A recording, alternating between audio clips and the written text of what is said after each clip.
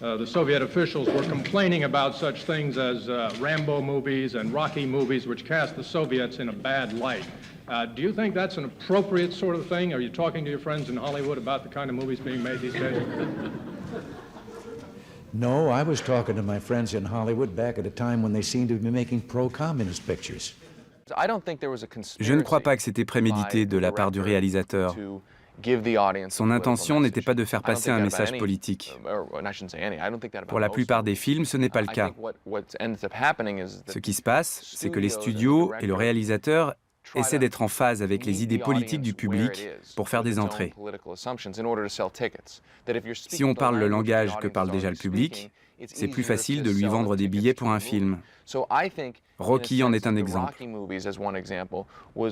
Dans un sens, il reflétait la façon de voir et les sentiments d'une certaine partie du public.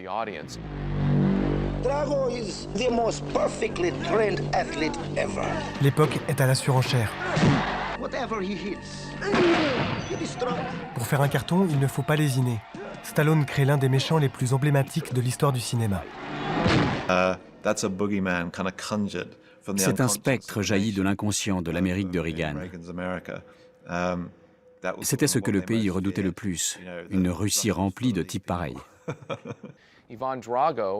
Jusqu'à la toute fin, Ivan Drago est un robot. C'est Terminator. La culture populaire américaine déshumanisait l'Union soviétique, car déshumaniser l'ennemi permet de le haïr plus facilement. En fait, il y avait des instructions spéciales qu'il fallait couper au montage, il fallait enlever tous les sourires parce que ça risquait de ficher en l'air tout le film. Parce qu'on allait dire, il a l'air gentil, alors que dans le film, il ne doit pas être gentil. C'est le problème avec les films de Stallone. Ils sont tous comme ça. Ils ne développent pas les personnages. Ils n'ont aucune dimension humaine.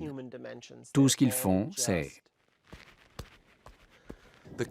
Le contraste entre l'entraînement de Rocky et celui d'Ivan Drago reflète cette déshumanisation. Non seulement Drago triche avec des stéroïdes, mais il est aussi bardé de technologie.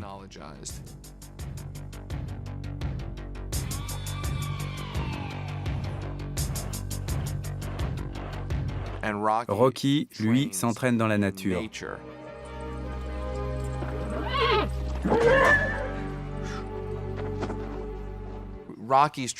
Les séquences d'entraînement de Rocky sont axées sur la rugosité et les grands espaces.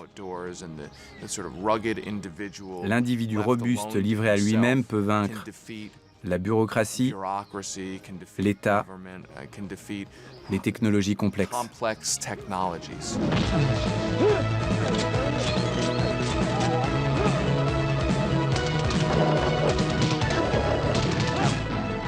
Plus besoin de dialogue finement ciselé, ni d'analyse psychologique pointue pour faire passer un message. I must break you.